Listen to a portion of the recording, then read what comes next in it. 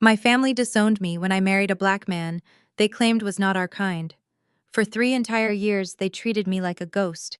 Not a single phone call, not a single text message. Then my husband took his financial technology company public. Our net worth hit $66 million overnight.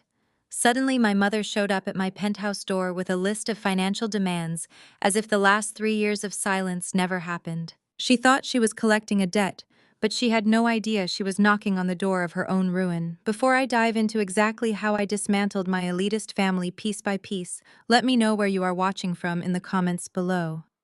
Hit that like button and subscribe if you have ever had to prove your worth to the very people who were supposed to protect you. It was a Tuesday evening in Atlanta, and the sky outside my penthouse was painted in deep shades of purple and gold. I was sitting on my custom Italian leather sofa, looking out through the floor-to-ceiling windows at the glittering city skyline.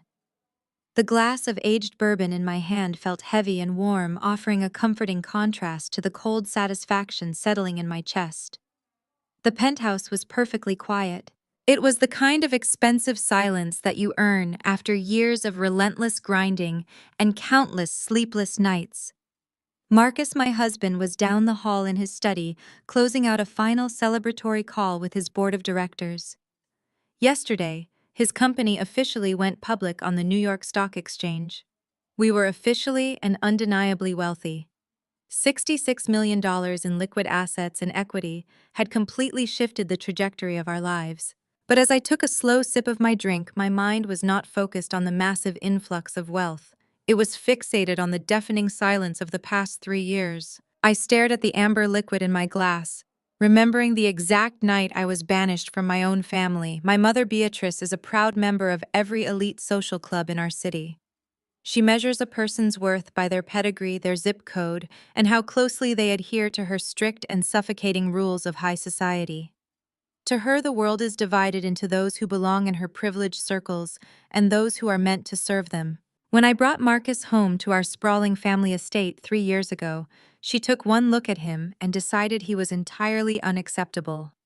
Marcus was brilliant and fiercely driven, but he was a dark-skinned black man from the working-class neighborhoods of Chicago. He built his software company from the ground up, working long nights in a cramped apartment without a trust fund or a wealthy network of family friends to rely on. To my mother, he was just a liability to our carefully curated family image. She actually pulled me aside in the kitchen that night and told me I was staining our pristine family legacy. She said I was supposed to marry someone like my sister Chloe's husband Preston, a white Wall Street executive who supposedly elevated our family status and granted us access to spaces my mother desperately wanted to conquer. My mother was obsessed with proximity to whiteness and old money. When I chose Marcus over her shallow expectations, my mother looked me dead in the eye and told me I was no longer her daughter. My father, Winston, just stood there and looked at the floor, too weak to defend his own child against his wife's tyrannical pride. For 3 years, they made good on that terrible promise. I did not get an invitation to Thanksgiving dinners. I was excluded from the annual family charity gala that I used to help organize. When I had a medical emergency 2 years ago and spent a week in the hospital, the emergency contact list felt like a painful reminder of my profound isolation. The silence from them was absolute and crushing at first. It felt like a physical weight pressing down on my chest every time the holidays rolled around. But Marcus and I used that bitter rejection as fuel. We poured every ounce of our energy into his company and my own venture capital firm. We became a formidable team, building an empire brick by brick, while my family pretended I no longer existed. We thrived in the exact environment they said would destroy us. The soft hum of the penthouse climate control was suddenly shattered by the sharp chime of the private elevator doorbell. The sound echoed through the massive living room, pulling me out of my memories. I frowned, setting my bourbon glass down on the marble coffee table. We were not expecting any guests, and the concierge downstairs knew better than to send anyone up to the penthouse unannounced. I smoothed down my silk trousers and walked slowly toward the foyer. The security monitor mounted on the wall showed a familiar face that made the blood freeze in my veins. It was my mother, Beatrice. She was wearing her signature tailored tweed suit, her hair perfectly coiffed looking, exactly as she did the day she threw me out of her house. I pressed the button to unlock the heavy double doors. As they swung open, the air between us felt instantly toxic, thick with years of unspoken resentment. Beatrice did not say hello. She did not ask how I was doing or how I had been for the last 36 months. She did not offer a single word of congratulations on my marriage or the massive financial milestone we had just achieved. Instead, she stepped over the threshold with her chin raised high, projecting that same arrogant authority she had used to crush my spirit my entire life. Without a hint of hesitation, she reached into her designer handbag, pulled out a thick cream-colored envelope, and thrust it directly against my chest. Her eyes were cold and calculating as she looked around my luxurious foyer, taking in the custom artwork and the sweeping views of the city. "You owe this family for the humiliation you caused us," Beatrice said, her voice sharp and dripping with pure entitlement. I stood perfectly still, letting the envelope fall from my chest onto the polished hardwood floor between our feet. I did not blink, and I certainly did not cry.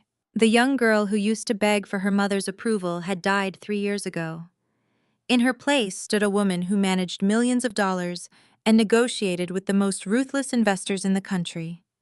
I looked down at the envelope and then back up at the woman who gave birth to me. 3 years, Mom, I said, my voice dangerously calm and steady. 36 months of absolute silence, and you show up at my home without an invitation to hand me an invoice. She crossed her arms, looking defensive but unwavering in her delusion. You abandoned your duties to this family, she snapped, glaring at me as if I were a disobedient child. You chose to marry a man who lacks pedigree, and you embarrassed us in front of our entire social circle. But now that your husband has stumbled into some money, it is time for you to make amends.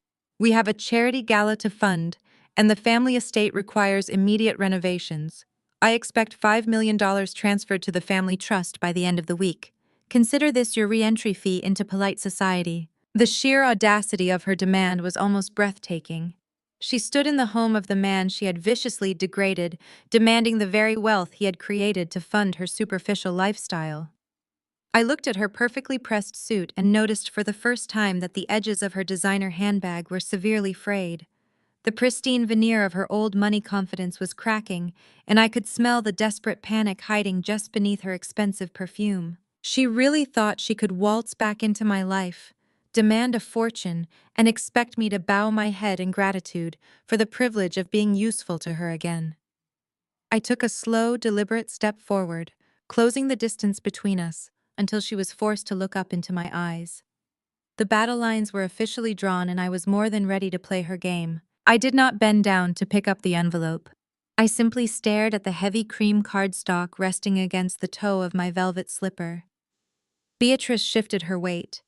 Her signature Chanel pumps scraped harshly against the polished marble floor. She expected me to scramble to retrieve her demand, just like I used to scramble to meet her impossible standards. When I was a child, a single sharp look from her would have sent me dropping to my knees to apologize for whatever imaginary slight I had committed. But I was no longer that frightened little girl desperate for a mother's validation. I kept my gaze locked on her face, watching the rigid muscles in her jaw twitch. "Are you going to pick that up, or has this flashy new money made you forget your basic manners?" she snapped. Her voice echoed in the expansive foyer, laced with that familiar toxic superiority. I raised a debutante, not a street urchin. "You will show me the respect I deserve as your mother." I crossed my arms, slowly leaning back on my heels. "Respect is earned, Beatrice. You lost the right to demand anything from me the night you stood in my old apartment and told me my husband was too dark and too poor to ever sit at your dining table. You made your choice 3 years ago. You chose your social club over your flesh and blood. So tell me, why exactly should I show you any respect today?" Beatrice stiffened, her hand flying to her pearl necklace. It was a nervous tic she only displayed when she was losing control of a narrative. "I was protecting you," she hissed, her eyes narrowing. "I spent my entire life securing our place in this society. Do you know what it took for a Black family to establish the kind of generational wealth and respect we had? I made sure you attended the best private schools. I sponsored your cotillion. I secured your legacy. And you threw it all away to play savior to a boy from the Chicago projects. You made us a laughingstock at the country club. You humiliated me in front of women I have known for decades. A laughingstock, I repeated, letting a cold smile touch my lips. No, Beatrice. What makes you a laughingstock is the fact that your so-called generational wealth is currently drying up faster than the ink on that ridiculous invoice you just threw at my feet. I finally nudged the envelope with my foot, flipping it over, so the gold wax seal faced the ceiling. $5 million. For the family trust, you say. Let us be very clear about what this really is. You do not want $5 million to renovate the estate or fund your charity galas. You need $5 million because the bank is threatening to foreclose on your property. Beatrice gasped loudly. The pristine mask of her old money confidence cracked completely. How dare you speak to me like that? She sputtered, her voice raising an octave. Our finances are perfectly intact. The money is for the foundation. Your absence for the last 3 years forced your father and me to cover your charitable obligations out of pocket. It is a debt, Nia. You owe us for the shame you caused this family when you eloped with a man who does not even know which fork to use at a formal dinner. My charitable obligations, I asked, letting out a sharp laugh. Do not make me laugh. The only charity case in our family right now is your golden son-in-law, Preston. You will not speak ill of Preston, my mother commanded, taking an aggressive step forward. He is a respected portfolio manager on Wall Street. He elevated your sister Chloe. He gave this family a connection to circles you and your husband could never dream of accessing. Preston understands legacy. Preston understands class. He understands how to drain your bank accounts. I shot back, matching her step and closing the distance between us until she was forced to look up at me. I work in venture capital, Beatrice. I see the flow of money before it even hits the news. I analyze market trends for a living. I know exactly why your precious family foundation is running on empty. Preston took those foundation funds and gambled them on aggressive short sells that completely crashed 3 weeks ago. He burned through your savings trying to play the big shot. You are not standing in my penthouse demanding a re-entry fee into polite society. You are begging for a bailout because your perfect white son-in-law squandered your black generational wealth, and you are too proud to admit it. Beatrice's face contorted with absolute rage. Her breathing grew ragged and her eyes widened with a wild, desperate fury. She raised her hand high into the air, acting purely on muscle memory, from a time when I was small enough to fear her physical wrath. She intended to slap the defiance right out of my mouth. I did not flinch. I did not move a single inch. I just looked at her raised, trembling hand and smiled. Do it, I whispered, my voice dropping to a deadly calm register. Strike the woman whose husband just rang the bell at the New York Stock Exchange. See how fast my private security team has you escorted out of this building in handcuffs. You are not in your gated community anymore, Beatrice. You do not dictate the rules here. You are standing in my house. She froze.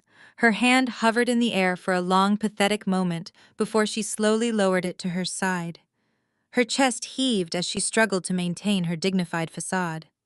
Realizing that intimidation would not work, she switched tactics instantly. She replaced her aggressive tone with a sickeningly sweet voice of maternal concern, a manipulative shift I had seen 1,000 times before. Nia, darling, she cooed, forcing a tragic expression onto her face. You are letting this new money go to your head.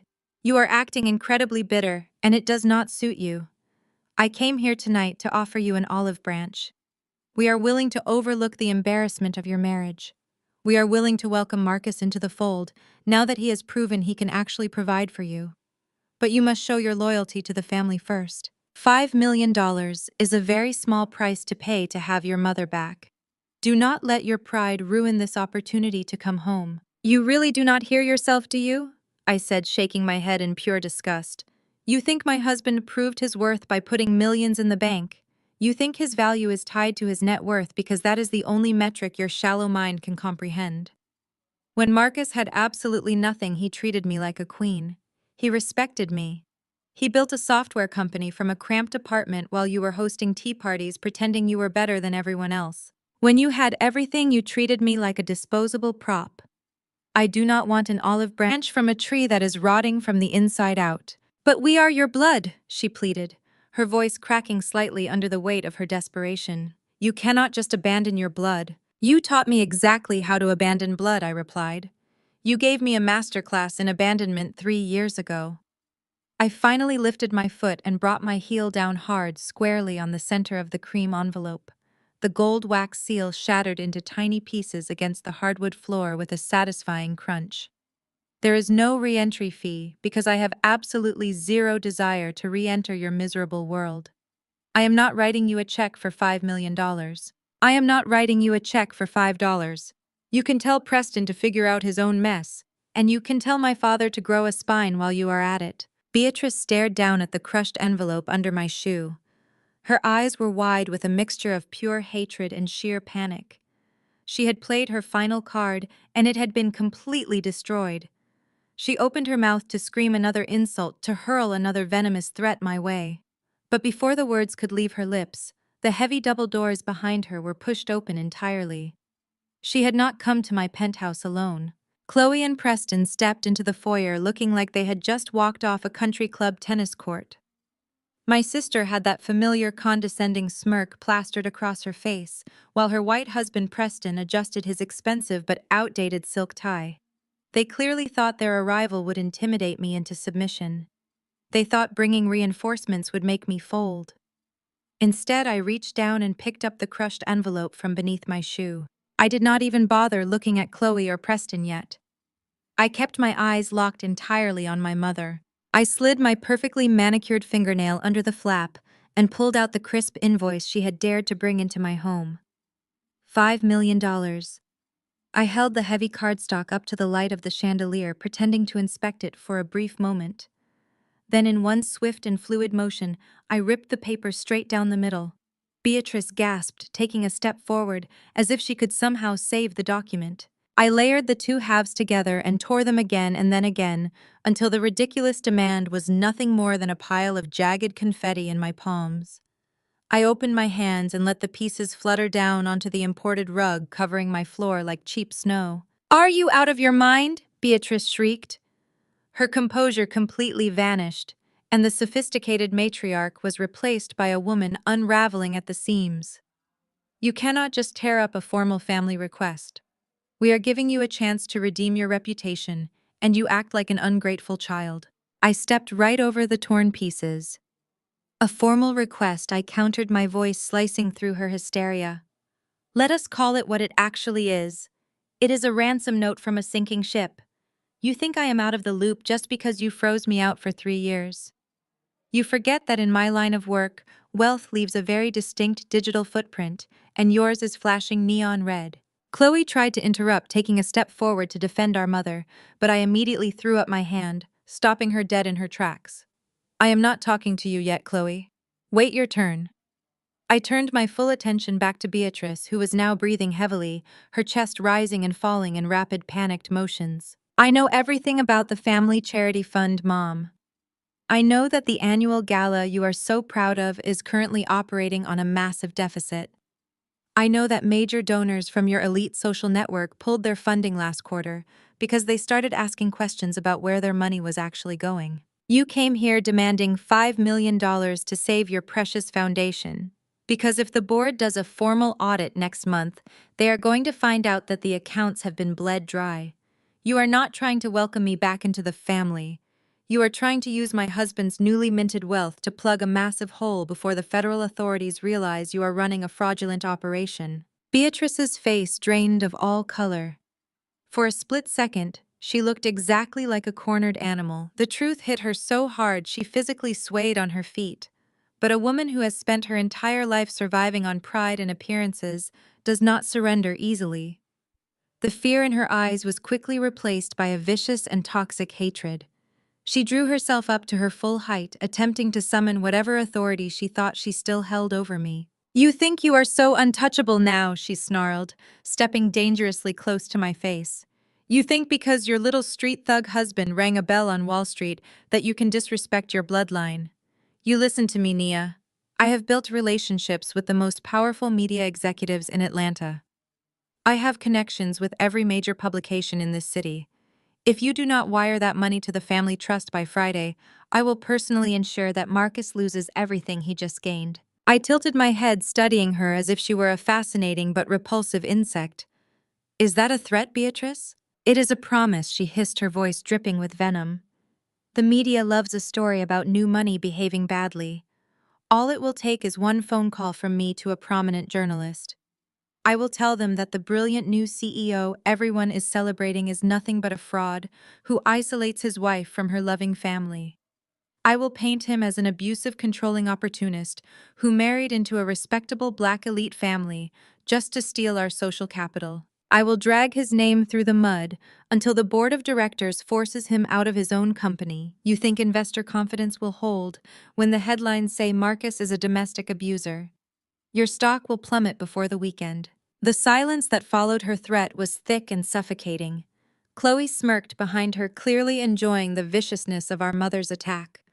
Preston stood with his hands in his pockets, looking incredibly smug, as if they had just delivered a brilliant checkmate. They honestly believed this would break me. They thought threatening the man I loved, threatening the empire we had sacrificed everything to build, would force me to fall to my knees and beg for mercy. Instead, I let out a low, dark laugh that echoed through the quiet foyer. It was not a nervous laugh, it was the laugh of a woman holding an unbeatable hand of cards. "You are going to call the media?" I asked, my tone dropping to a whisper that commanded the entire room. "You are going to call the journalists and try to destroy my husband. Try me." Beatrice dared, her eyes flashing with desperate malice.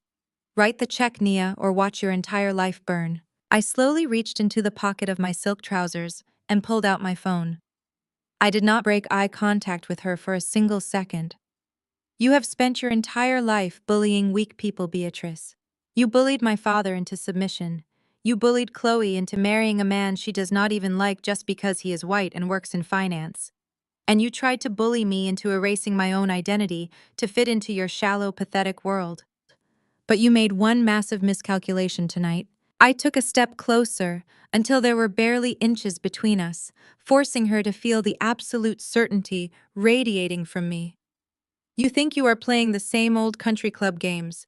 You think you can use gossip and high society rumors to break a woman who negotiates with billionaire hedge fund managers before breakfast. You want to destroy Marcus." Marcus survived the streets of Chicago and built a $66 million company, while the entire financial sector bet against him because of his skin color.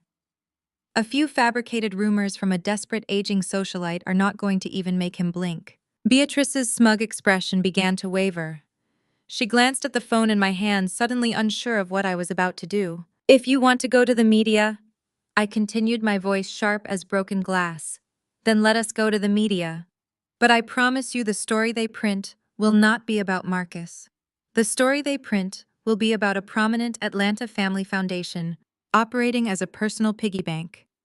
It will be about a respected matriarch facing federal embezzlement charges because she let her incompetent son-in-law gamble away charity funds." I watched the realization hit her. I watched her swallow hard, the threat dying in her throat. She had brought a knife to a gunfight, and she was only just now realizing she was completely outmatched. I locked my phone and slipped it back into my pocket, delivering the final absolute blow. "You walked into the wrong playground, Mom." The air in the foyer crackled with raw electricity. Beatrice stood frozen, staring at me, as if she were looking at a complete stranger. She had come here expecting the obedient daughter she had discarded 3 years ago. Instead, she found a predator. But before the silence could stretch any further, the man standing behind her decided it was time to intervene completely, unaware that he was about to step right onto a landmine. Preston cleared his throat, adjusting the cuffs of his bespoke suit as he stepped forward to shield my mother. He possessed the casual arrogance of a man who was born on third base and genuinely believed he had hit a triple. "Now, let us not get hysterical," Preston said, his tone dripping with the kind of practiced corporate condescension they teach at Ivy League fraternities. "Beatrice is just looking out for the family portfolio. You are highly emotional right now and making wild accusations about my fund. I suggest you take a breath before you say something defamatory." I did not back down. I stared at his pale face, noting the slight sheen of sweat forming on his forehead. Before I could tear his pathetic facade to pieces, the heavy oak door of the study clicked open. Marcus walked into the foyer, and the entire atmospheric pressure of the room shifted immediately. He did not rush. He did not look angry. He moved with the predatory grace of a man who had fought for every single thing he owned. He wore a simple black turtleneck and dark trousers, but he carried himself with an absolute authority that made Preston's expensive suit look like a cheap Halloween costume. "Is there a problem out here, Nia?" he asked, his deep voice resonating effortlessly off the marble walls. Beatrice physically recoiled at the sound of his voice. Chloe crossed her arms, looking him up and down with blatant disgust. Preston, however, puffed out his chest, trying to physically match Marcus but failing miserably. "Marcus, my man," Preston said, flashing a tight, artificial smile. "Congratulations on the IPO. We saw the ticker today. It is a cute little accomplishment." Marcus did not respond. He simply looked at Preston with a cold, calculating gaze, waiting for the man to finish digging his own grave. "But let us be real here," Preston continued, leaning forward, as if imparting profound wisdom. "Taking a payment processing app public is one thing. Managing institutional-level capital is a completely different beast. You just stumbled into a significant tax bracket, and frankly, guys from your background usually end up bankrupt within 5 years. They do not know how to handle generational wealth. They buy depreciating assets, flashy cars, massive chains, real estate they cannot afford to maintain. I am offering to step in and structure your portfolio. Put that new money into my fund where adults can manage it." Chloe nodded enthusiastically, stepping up next to her white husband, as if he were a trophy she was proudly displaying to the world. "You should listen to Preston Marcus," she chimed in, her voice echoing our mother's elitist tone. "Preston's family has been on Wall Street for 3 generations. He understands how the global market operates. Your little app might be doing well with the unbanked demographic in the hood, but playing with real capital requires a pedigree you simply do not possess. We are actually doing you a huge favor by offering to absorb your assets into the family trust." The sheer audacity of her words made my blood boil. Here was my black sister standing next to her mediocre white husband, actively degrading a brilliant black man who had just revolutionized the financial technology industry. Chloe was perfectly conditioned by our mother to worship proximity to whiteness, to believe that Preston's skin color and legacy surname somehow made him a financial god, despite the fact that he was currently drowning in debt. They looked at Marcus and only saw a stereotype. They saw a kid from the south side of Chicago who got lucky. They did not see the genius who had spent the last decade building an algorithm that major international banks were currently begging to license. Beatrice chimed in, her confidence returning now that her golden son-in-law was taking the lead.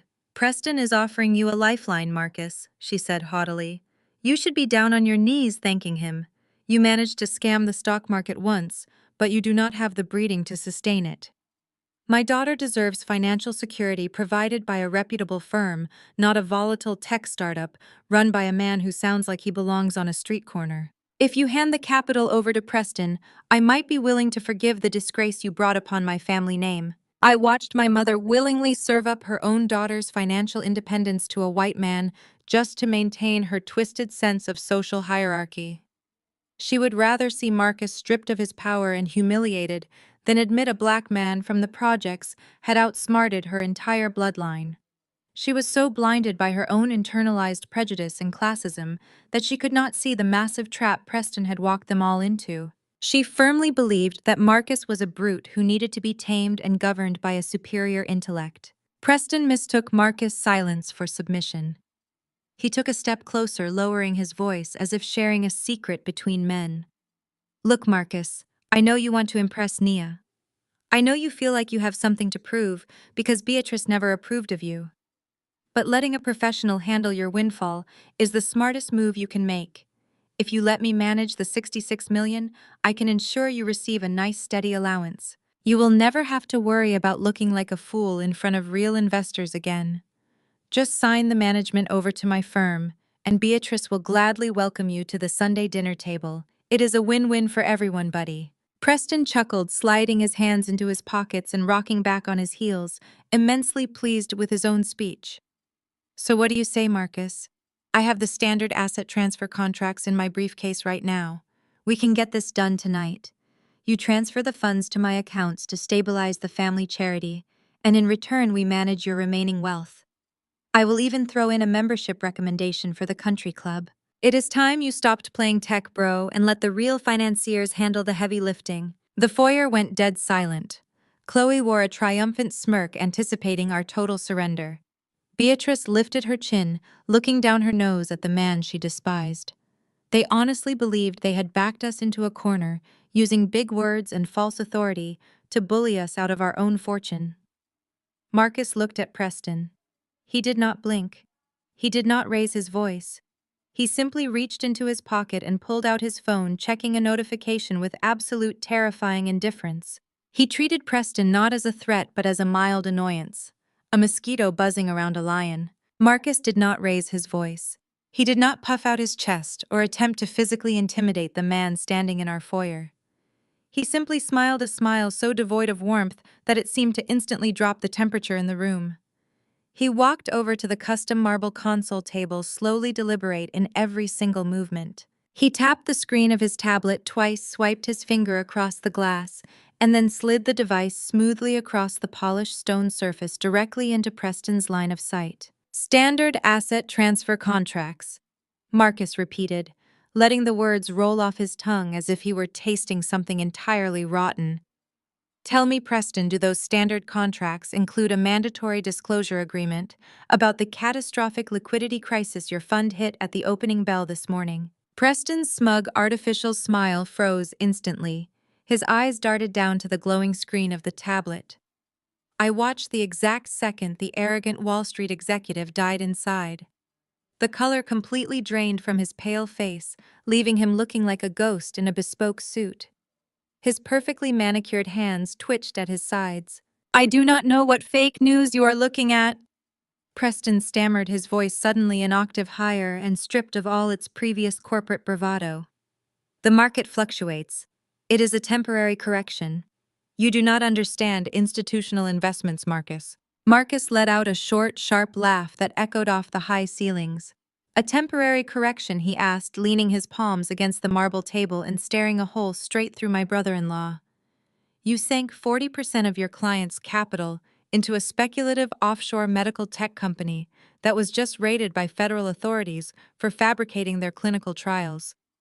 The stock is currently trading at pennies. You did not hedge your positions. You got greedy. You wanted to play the aggressive genius, and now your brokers are executing margin calls that you cannot possibly cover. Beatrice shifted uncomfortably, her eyes darting between Marcus and Preston. She did not understand the intricate financial terminology, but she possessed a predator's instinct for smelling fear. And Preston was sweating through his expensive silk shirt. Preston, what is he talking about? Chloe demanded, stepping closer to her husband and gripping his arm. Tell him he is lying. Tell him your fund is perfectly fine. Preston could not even look at his wife. He kept his panicked gaze locked on the tablet screen where the glaring red graphs displayed the absolute destruction of his career. You did not come here to offer me a lifeline. Marcus continued, his voice dropping to a low surgical register that commanded the absolute attention of everyone in the room. You did not come here to absorb my assets into some prestigious family trust. You came here because you are drowning. You need my $66 million in liquid capital to cover your margin calls before the market closes on Friday. You walked into my home, insulted my background, mocked the company I built with my own two hands, and then tried to con my wife into buying you a life raft. You are nothing but a beggar in a tailored suit, Preston. The sheer humiliation of the moment was palpable. Preston's breathing grew ragged. The illusion of his white corporate supremacy, the very foundation of his acceptance into my mother's elite, black social circle, had been entirely shattered by the black man they all considered beneath them. Realizing that he could not outsmart Marcus with financial jargon, Preston desperately pivoted. I abandoned the arrogant broker persona and immediately reached for the most toxic weapon available in our family dynamic: guilt. He turned away from Marcus and looked directly at me, his eyes wide with a pathetic, frantic energy. Nia, you have to listen to me, he pleaded, gesturing wildly with his hands. That $5 million your mother asked for. We need it to stabilize the foundational accounts. If my fund goes under, the family goes under. The charity is the estate. Everything is tied up in the collateral. You have more money than you could ever spend now. You owe it to your parents to protect their legacy. I stared at him, utterly repulsed by the ease with which he tried to shift his massive failures onto my shoulders. You gamble away my parents' retirement funds and then have the audacity to tell me I owe you a bailout, I said, keeping my voice razor sharp. Before Preston could attempt another pathetic defense, Chloe thrust herself directly into the center of the conflict.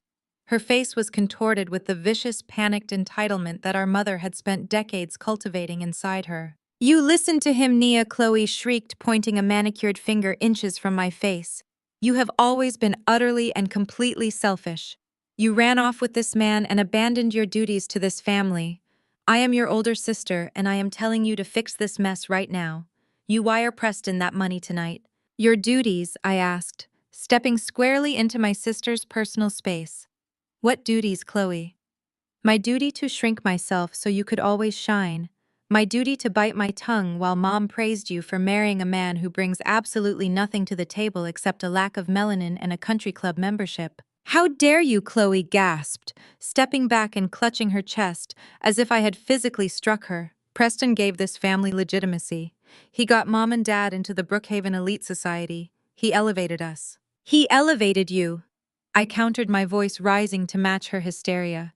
"He elevated you by secretly taking out a second mortgage on the house Mom and Dad bought for your wedding present. Did you think I would not find that out either, Chloe? I am a venture capitalist. I run background checks on everyone who breathes in my direction.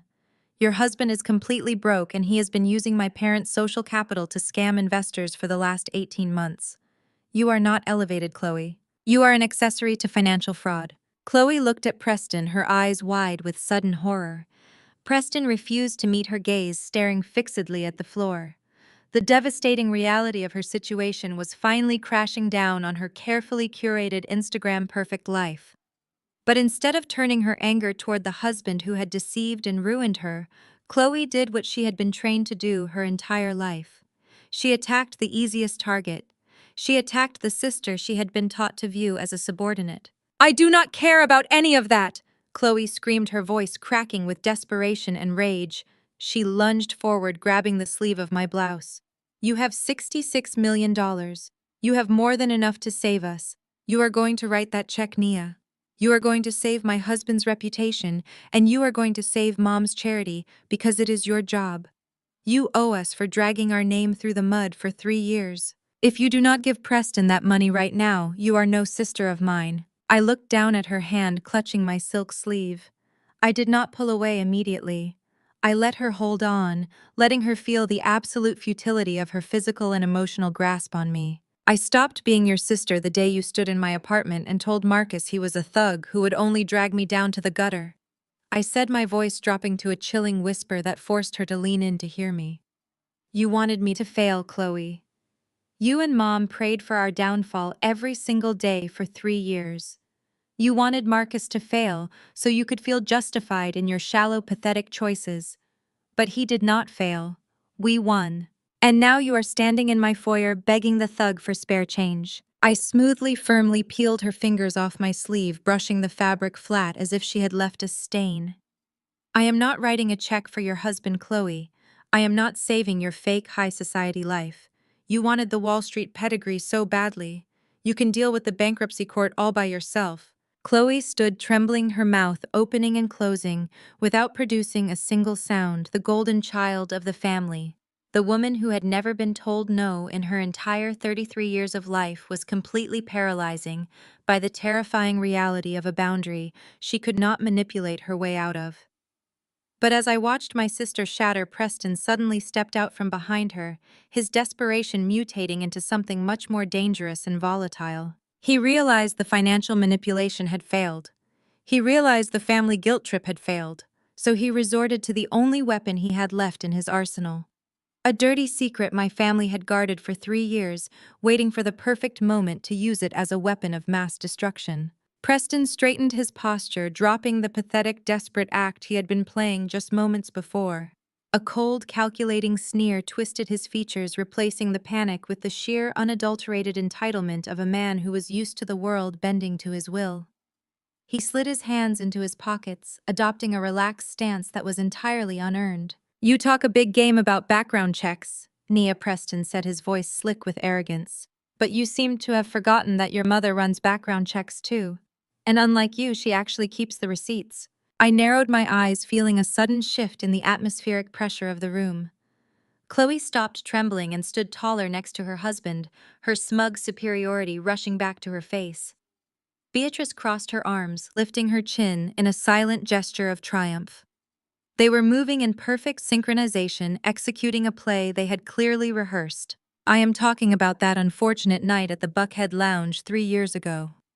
Preston continued, taking a slow, deliberate step toward Marcus. You remember that night, do you not, Marcus? The night you decided to play hero because some drunk trust fund kid grabbed Nia's arm. You did not just push him away. You broke his jaw in 2 places. You shattered his orbital bone. The police arrived and you were sitting in the back of a squad car facing felony aggravated assault charges. My breath caught in my throat. The memory of that night flashed through my mind with sickening clarity. A wealthy drunk patron had cornered me in the hallway of an exclusive club, putting his hands on me and refusing to let go. Marcus had intervened to protect me.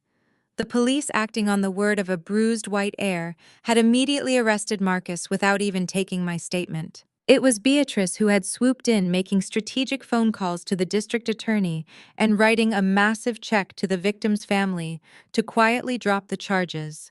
She had the arrest record sealed and expunged. Or so she had told us. Preston pulled his phone from his pocket, tapping the screen before holding it up. I saw the scanned image of the original police report, the mugshot, the witness statements. Your mother is a very thorough woman, Preston said, his smile widening into a predatory grin.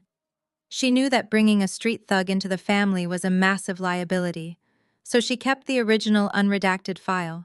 She gave it to me yesterday for safekeeping. I turned my head to look at my mother. The betrayal was so profound, so intensely disgusting, that it made my stomach churn. You kept the file, I asked, my voice dangerously low.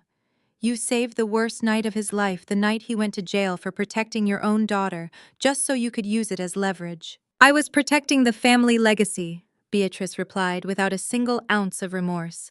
I always knew he would eventually show his true colors.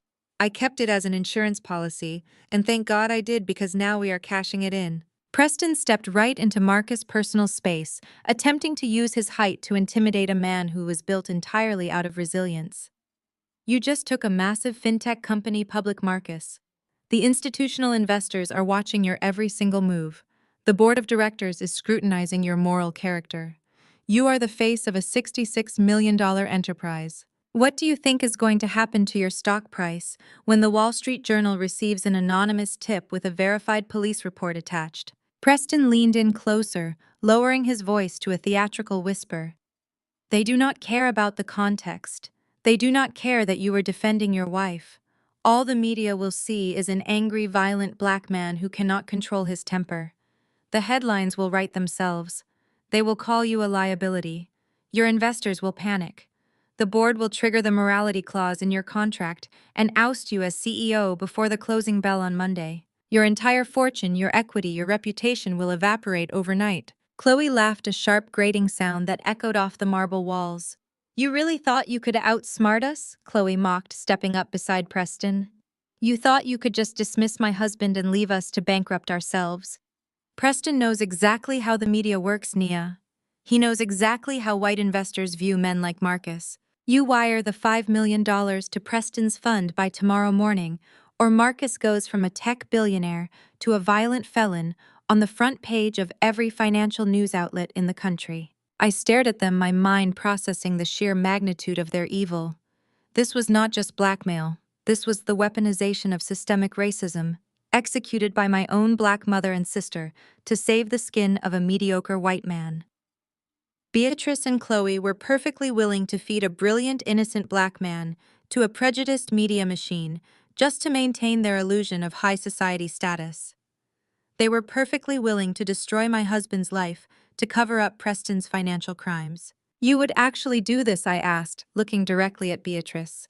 You would trigger a racial smear campaign against your own son-in-law to protect a white man who is actively stealing from you. Do not make this about race, Nia, Beatrice snapped, adjusting her posture. This is about loyalty. Preston is family. He understands our world. Marcus is a rogue asset that needs to be brought to heel. You write the check and the police report disappears forever. You refuse, and I will personally dial the editors at Bloomberg. It is your choice. Save your husband's company or save your pride. They stood there radiating an absolute toxic confidence. They genuinely believed they had won. They thought they had found the fatal chink in our armor. They expected Marcus to break a sweat. They expected me to start negotiating to pull out my checkbook and surrender to their demands to keep the past buried. But Marcus did not flinch. He did not step back from Preston. He simply reached up and adjusted the collar of his turtleneck, his face a mask of absolute unbothered calm. "You know, Preston," Marcus said, his voice smooth and terrifyingly steady. "For a guy who claims to understand institutional finance, you really do terrible due diligence." Preston frowned, his smug smile faltering slightly. "What the hell are you talking about?" Marcus slowly turned his gaze from Preston to Beatrice, and then finally to Chloe.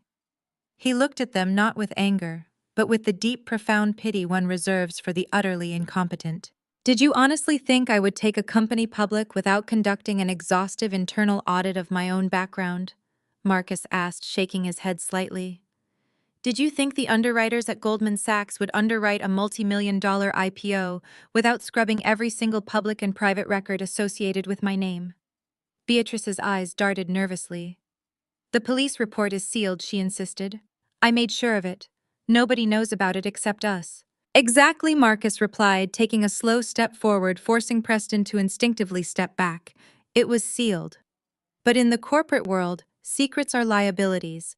I do not do liabilities. 6 months ago, when we started the filing process, I took that sealed police report and I handed it directly to my board of directors.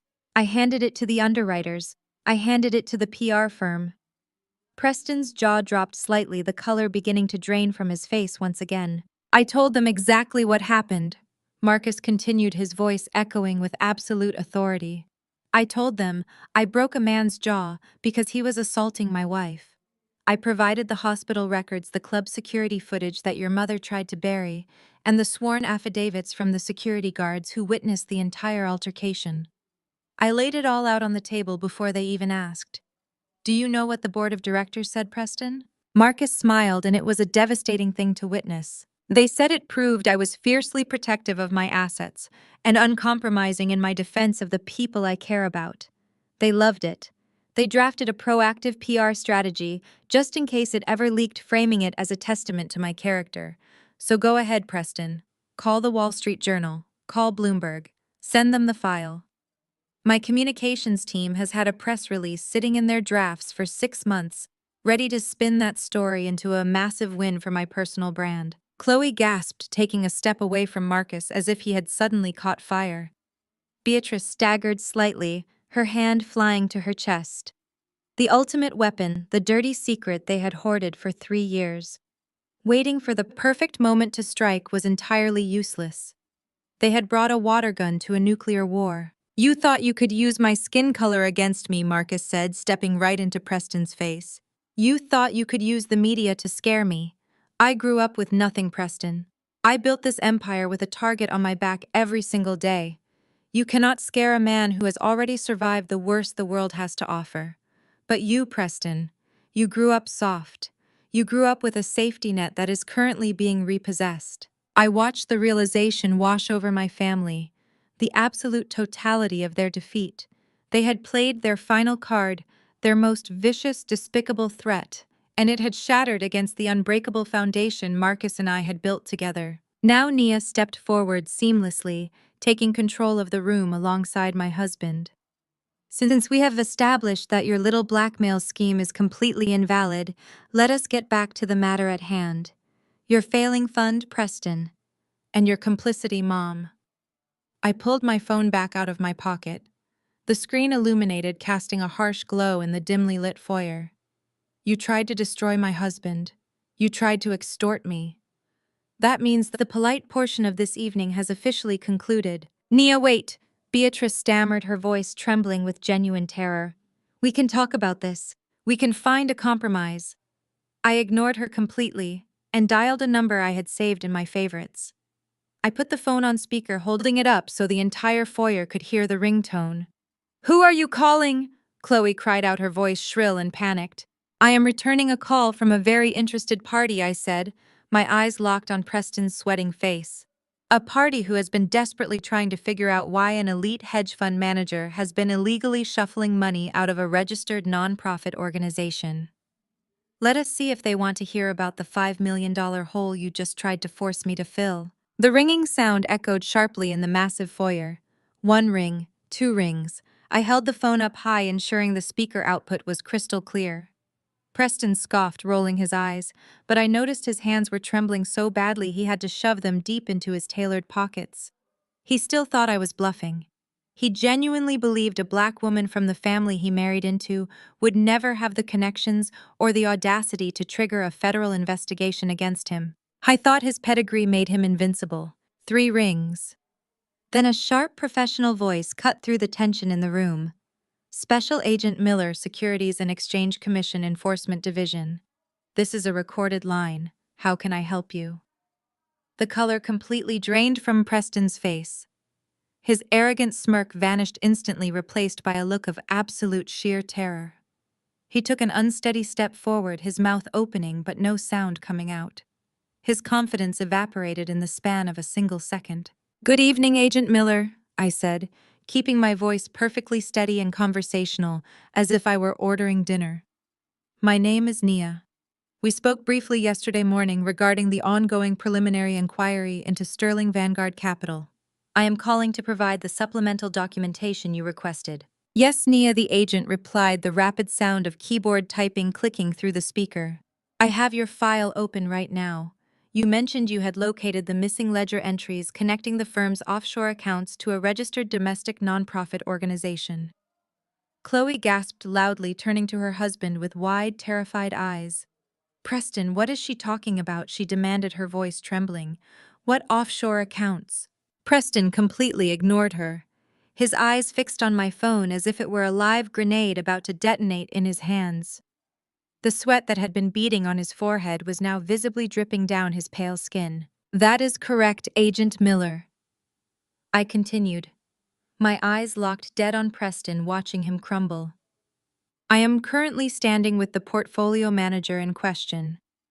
It seems the foundation we discussed, the Beatrice Heritage Trust, has a current liquidity deficit of exactly $5 million.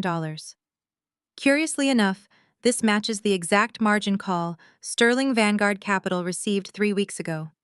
I have the routing numbers ready for your audit team to verify the fraudulent transfer." "Stop," Preston croaked. His voice was barely a whisper, stripped of all its Ivy League superiority and condescending bravado. Agent Miller paused on the other end of the line. "Nia, are you confirming that the charitable funds were illegally diverted to cover private margin calls? Because if you provide those routing numbers, we will freeze the assets of Sterling Vanguard Capital before midnight, and I will issue a federal warrant for the fund manager's arrest." Preston's entire facade shattered into a million jagged pieces. The illusion of his elite status, his untouchable privilege, and his financial genius evaporated completely. He was no longer the arrogant Wall Street savior of my mother's dreams. He was a cornered, terrified criminal facing decades in federal prison, and he knew it. He knew I had the exact numbers. He knew his career, his freedom, and his fake wealth were over. "Hang up the phone," Preston yelled, his voice cracking with pure hysteria. He lunged forward, closing the distance between us in a frantic, pathetic scramble. He grabbed my wrist with his clammy hands and violently snatched the phone from my grip, his fingers fumbling desperately to hit the red-end call button.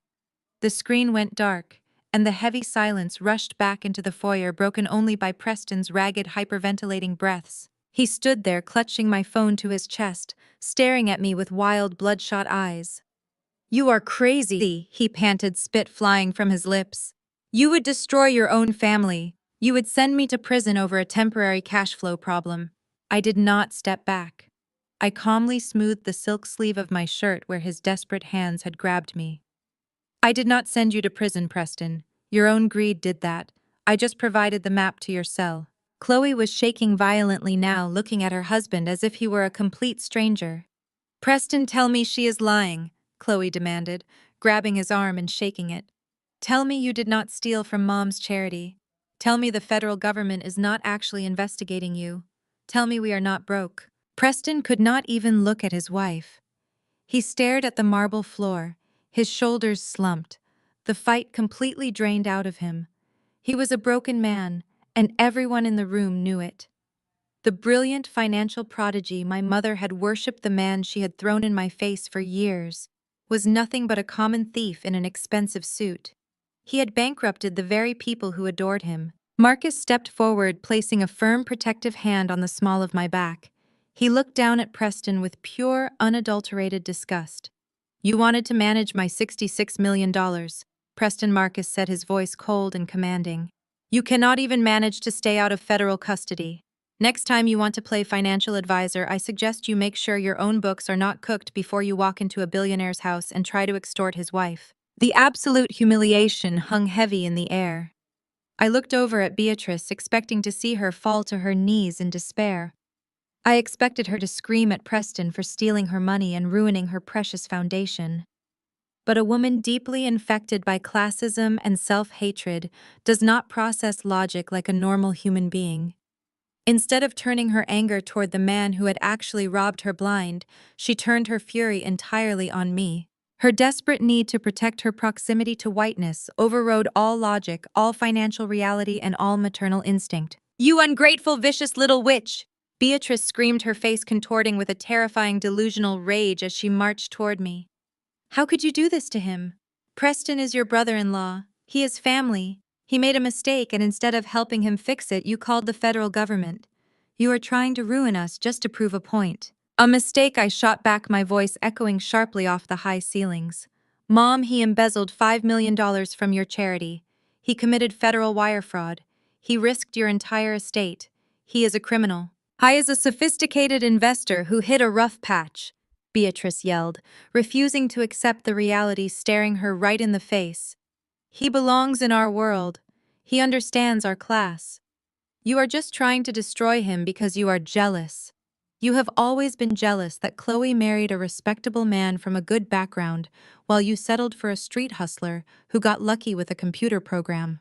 Preston made a simple financial error, but you and your husband are the real threats to our legacy." The sheer absurdity of her defense hung in the air like toxic smoke. She was literally standing in the penthouse of her black billionaire son-in-law, fiercely defending the broke white criminal who had just stolen her entire life savings. It was the ultimate display of everything sick and twisted about my mother's worldview.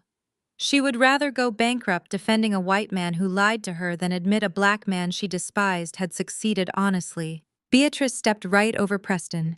She literally stepped over the trembling, hyperventilating white man who had just bankrupted her family and marched directly toward me. Her face was twisted into a mask of pure aristocratic fury. She was entirely incapable of directing her anger at the man who had actually robbed her, because doing so would require her to admit a profound and devastating defeat. Instead, she aimed every ounce of her toxic venom at the one person she had spent her entire life trying to control. "You are a traitor to your own bloodline." Beatrice spat the words flying from her mouth like poisoned darts. "You are cheap, Nia. You have always been cheap. I spent decades cultivating our place in this society. I made sure you were surrounded by the absolute best. Jack and Jill memberships, cotillions, legacy connections to the finest families in Atlanta. And you threw it all away to roll in the mud with a common street hustler." I stood my ground, feeling Marcus step up solidly beside me. He did not say a word.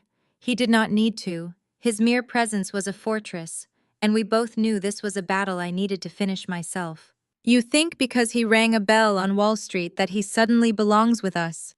Beatrice continued, her voice echoing harshly against the high ceilings. "You think money erases what he is. He has no pedigree. He has no lineage. He is a dark-skinned nobody from a neighborhood we do not even drive through. He will never be one of us. And you are a fool for trading generations of black excellence for a man who does not even know his own family tree." I looked at the woman who had given birth to me and felt absolutely nothing but a cold, hollow pity. Her obsession with status had completely rotted her soul from the inside out. "Generations of black excellence," I repeated, letting a dry, humorless laugh escape my lips. "Is that what you call this, Mom? Look at your feet. Look at the man cowering on my marble floor." I pointed directly at Preston, who was still staring blankly at the wall, his breathing shallow and erratic. You do not care about black excellence, Mom. You care about proximity to whiteness. You care about the illusion of superiority. The second Chloe brought Preston home, you practically rolled out the red carpet. You did not run a background check on him. You did not question his character. You saw a white man with a Wall Street job title, and you immediately gave him the keys to the castle. You let him sit at the head of the dinner table and talk down to my own father. You handed him the family charity fund without a single question asked. Why? Because in your twisted, color-struck mind, his whiteness was a substitute for actual competence. How dare you, Beatrice gasped, taking a step back as if I had physically struck her. Preston elevated this family. He brought us into circles we could never reach on our own. He bankrupted you! I shouted, my voice finally rising, breaking through the calm facade and letting a fraction of my righteous anger bleed out. He bled your accounts dry. The only reason you are standing in my home defending him right now is because admitting you were wrong means admitting your entire worldview is a pathetic lie. It means admitting that you handed your legacy to a white con artist while rejecting a brilliant black man who would have moved mountains to protect you. Chloe let out a strangled sob, covering her face with her hands. But I did not stop. I was dismantling a lifetime of psychological abuse, and I was going to leave no stone unturned. You hated Marcus the second he walked through our front door 3 years ago, I said, stepping closer to my mother, forcing her to look me in the eye. You hated him because his skin was too dark and his zip code was wrong. You hated him because he did not code switch for you. He did not bow down to your country club rules. But mostly you hated him because he built an empire with his bare hands, while you and Dad have been keeping up appearances on credit cards for the last decade. Beatrice's eyes widened in sheer panic. She opened her mouth to deny it, to scream another insult, but the truth was suffocating her. Do not pretend I do not know about Dad's real estate portfolio. I continued, my voice dropping back to a lethal surgical precision. I know the commercial properties are sitting empty. I know you have been taking out second mortgages just to keep paying the country club dues and hosting your lavish dinner parties. You are entirely hollow, Mom. Your so-called old money is nothing but debt wrapped in a Chanel suit. Preston was just the final nail in the coffin. I took the last bit of liquid cash you had left and gambled it away. That is a lie, Beatrice stammered, her hands trembling violently. We are a foundational family in this city. We are institutions. You are trying to rewrite history to justify your rebellion. You are a vile, bitter girl who wants to see her own mother ruined. I am not ruining you, I replied softly, shaking my head. You ruined yourself. I am just holding up the mirror. Beatrice looked around the grand foyer. She looked at the custom artwork, the imported Italian furniture, the sheer, undeniable magnitude of the wealth Marcus and I had built together. She looked at her golden son-in-law Preston, who was currently a broken, weeping mess on the floor. She looked at Chloe, who was staring into space, her perfect fake life completely shattered. The reality of her situation was finally crashing down on her, but surrender was simply not in her vocabulary. If she could not win with financial threats, she would revert to the only arena where she still believed she held absolute power: social warfare. Her posture stiffened. She wiped a single stray tear from her cheek, perfectly careful not to smudge her makeup. She drew herself up, wrapping her delusions around her like a protective cloak. You think you have won because you have a bank account and a smart mouth, Beatrice said, her voice turning icy and completely devoid of maternal warmth. You think exposing Preston's mistakes somehow validates your choices, but you are forgetting who I am, Nia. I sit on the board of every major philanthropic organization in the Southeast. I dictate who is accepted into polite society and who is ostracized. She took a slow, deliberate step backward, positioning herself closer to the heavy double doors. This Saturday is the annual Heritage Vanguard Gala, she announced, a wicked, desperate smile forming on her lips. 500 of the most influential, wealthy, and powerful Black families in America will be in attendance. The governors will be there, the media will be there, and I am delivering the keynote address. I crossed my arms, watching her scramble for a final lifeline. I am going to stand on that stage, Beatrice continued, her eyes gleaming with toxic malice. And I am going to tell the entire congregation that Marcus is a charity project sponsored by our family. I am going to publicly claim that his company only succeeded because we provided the initial seed money and the strategic introductions. I will spin a beautiful, heartwarming story about how we lifted a poor, disadvantaged boy out of the ghetto and taught him how to be a civilized businessman. Chloe gasped, looking up at our mother with a mixture of shock and renewed hope. Even Preston lifted his head, wiping sweat from his brow, realizing Beatrice was attempting a massive public relations hijack. I will take full credit for every single dime he has made, Beatrice declared, her voice ringing with triumphant delusion. I will make sure the entire Black elite believes that without my family, Marcus is absolutely nothing. And if you try to deny it, they will look at you as an ungrateful liar. They will trust a matriarch with a 4-generation legacy over a rebellious daughter and a tech bro with a sealed police record. I will own his success, Nia. And there is nothing you can do to stop me. She turned on her heel, her designer pumps clicking sharply against the marble. Come, Chloe. Get your husband off the floor. We are leaving. We have a gala to prepare for. Chloe scrambled to her feet, grabbing Preston's arm and hauling him upward. They did not look back. They hurried out the door, trailing behind my mother like frightened, obedient disciples. I stood in the foyer, watching the heavy doors swing shut behind them. The silence returned to the penthouse, but it was no longer peaceful.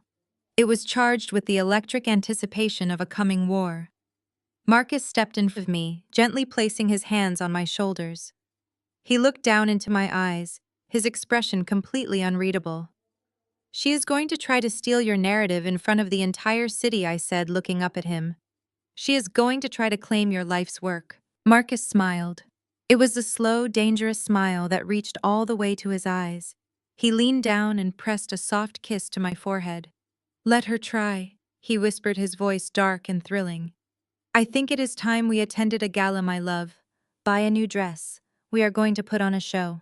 Beatrice realized in that exact moment that she had entirely lost the financial and legal battle. The federal government was looming over her golden son-in-law, and her daughter held the detonator. But a woman whose entire identity is forged in the fires of generational classism does not simply surrender. If she could no longer use money or the law to break me, she would pivot to the only arena where she believed her power was still absolute and unquestionable. Social warfare. Her posture abruptly shifted. She reached up and wiped a single bead of sweat from her cheek, moving with calculated precision so as not to smudge her flawless makeup. She drew her shoulders back, wrapping her delusions around her like a protective cloak, and lifted her chin to look down her nose at me. You think you have won because you have a bank account and a smart mouth? Nia, Beatrice said, her voice turning icy and completely devoid of any remaining maternal warmth. You think exposing Preston's little misstep somehow validates your rebellious life choices, but you are severely forgetting who I am. I sit on the board of every major philanthropic organization in the Southeast. I dictate who is accepted into polite society and who is permanently ostracized. She took a slow, deliberate step backward, positioning herself closer to the heavy double doors, as if preparing her grand exit. This Saturday evening is the annual Heritage Vanguard Gala. She announced, a wicked, desperate smile slowly forming on her lips. 500 of the most influential, wealthy, and powerful Black families in America will be in attendance. The governor will be there. The local and national media will be there. The old guard of this city will be gathered in one room, and I am the one delivering the keynote address. I crossed my arms, refusing to break eye contact as I watched her scramble for her final pathetic lifeline. I am going to stand on that stage, Beatrice continued, her eyes gleaming with a toxic, triumphant malice. And I am going to tell the entire congregation that Marcus is a charity project sponsored by our family. I am going to publicly claim that his tech company only succeeded because we provided the initial seed money, the strategic introductions, and the refined guidance he so desperately lacked. I will spin a beautiful, heartwarming story for the press about how we graciously lifted a poor, disadvantaged boy out of the ghetto and taught him how to be a civilized businessman. Chloe gasped audibly from across the room, looking up at our mother with a mixture of shock and renewed hope. Even Preston slowly lifted his head, wiping the cold sweat from his brow, realizing that Beatrice was attempting a massive, high-stakes public relations hijack. I will take full credit for every single dime he has ever made. Beatrice declared, her voice ringing with sheer, unadulterated delusion. I will make sure the entire elite circle believes that without my family, Marcus is absolutely nothing. And if you try to stand up and deny it, they will look at you as an ungrateful, lying daughter trying to embarrass her own mother.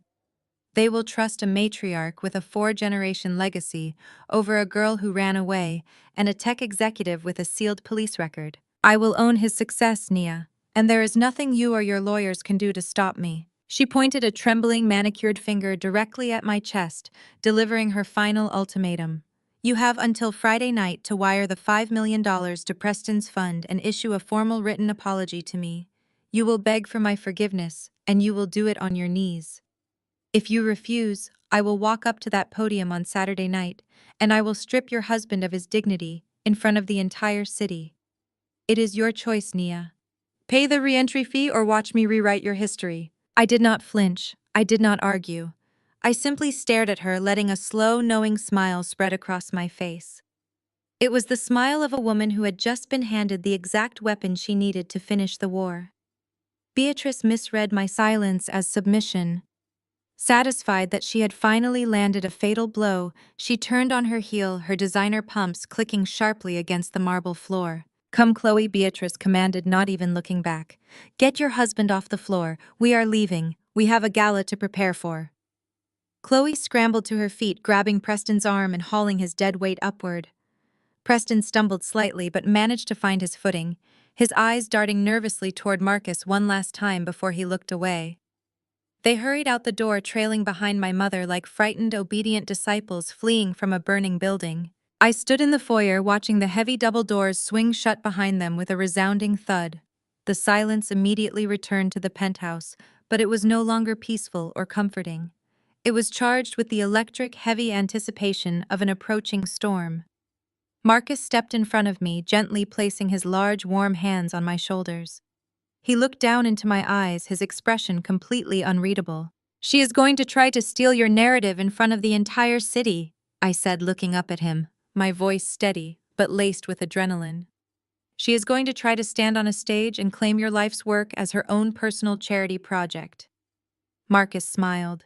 It was a slow, dangerous smile that reached all the way to his eyes, completely devoid of fear. He leaned down and pressed a soft, lingering kiss to my forehead. Let her try, he whispered, his voice dark and thrilling.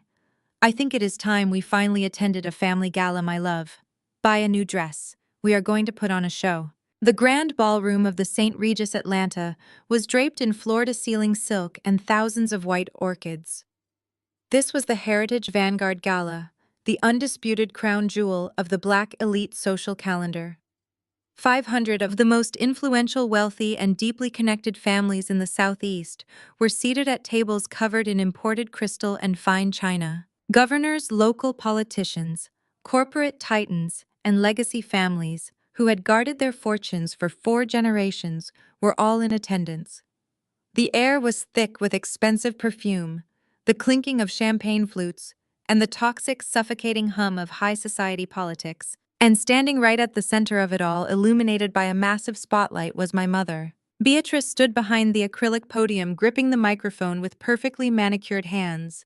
She wore a custom beaded gown that probably cost more than my first car, projecting the absolute image of a benevolent, untouchable matriarch. Behind her, a massive digital screen displayed the logo of our family charity. She had commanded the room effortlessly, playing her audience like a seasoned violin. Through the slightly cracked mahogany doors at the back of the ballroom, Marcus and I stood in the shadows, listening to the sheer, unadulterated fiction spilling from her lips. It takes a village to raise a successful Black man in America today, Beatrice declared, her voice trembling with manufactured emotion. The crowd murmured in polite agreement. When my daughter Nia first brought Marcus to our family estate 3 years ago, I saw a young man with a brilliant mind, but absolutely no understanding of how to navigate the echelons of true wealth. He was a diamond in the rough from the south side of Chicago. He had passion, but he lacked the fundamental pedigree and resources to turn his little payment application into a global enterprise. I felt Marcus shift beside me in the dark. He did not look angry, He looked thoroughly entertained. He adjusted the cuff of his Tom Ford tuxedo, his diamond cufflinks catching the dim light of the hallway. We knew it was our duty to step in. Beatrice continued, wiping a fake tear from the corner of her eye. Our family has a legacy of uplifting our community. We provided Marcus with the initial seed capital he so desperately needed when traditional banks turned him away. We introduced him to our network of venture capitalists.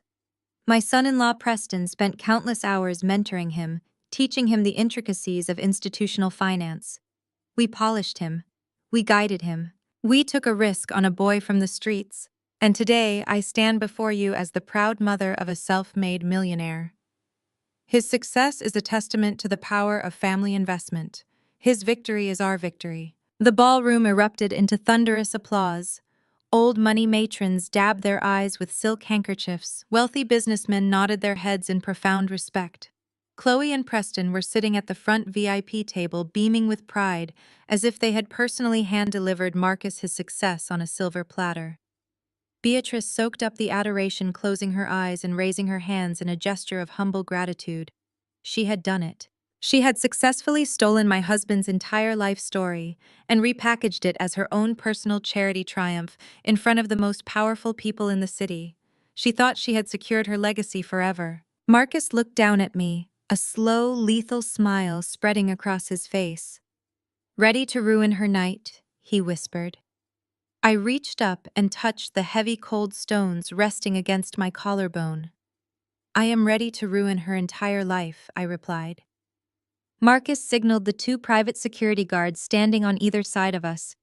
The guards reached out and gripped the heavy brass handles of the grand ballroom doors. In perfect synchronization, they pulled the massive doors entirely open. The heavy thud of the doors swinging wide cut through the fading applause like a gunshot. The bright light from the hallway spilled directly into the darkened ballroom, casting our long silhouettes straight down the center aisle. Hundreds of heads turned simultaneously. The polite chatter died instantly, replaced by a sudden, suffocating silence. Marcus and I stepped over the threshold, and the atmospheric pressure in the room immediately plummeted. I did not wear a quiet, unassuming dress. I wore a backless emerald green gown that swept across the floor, commanding absolute attention. But it was not the dress that made the old society matrons at the front tables gasp out loud. It was the jewelry. Resting against my chest was the Sterling family sapphire collection. A breathtaking necklace of flawless deep blue stones surrounded by crushed diamonds. It was a 4-generation-old family heirloom, the ultimate symbol of our bloodline's old money status. Beatrice had quietly and desperately pawned those exact sapphires to a private overseas buyer 2 years ago to save Preston from his very first margin call disaster. She had told the entire family that the necklace was safely locked in a bank vault, waiting to be passed down to Chloe. She had no idea that I had tracked down the private buyer, heavily outbid him, and secured the family legacy using my own venture capital funds. Wearing them tonight was not just a fashion statement. It was a declaration of absolute dominance. It was a visual confirmation to anyone who knew our family history that I was the one holding the keys to the kingdom. We began our walk down the center aisle. We did not rush.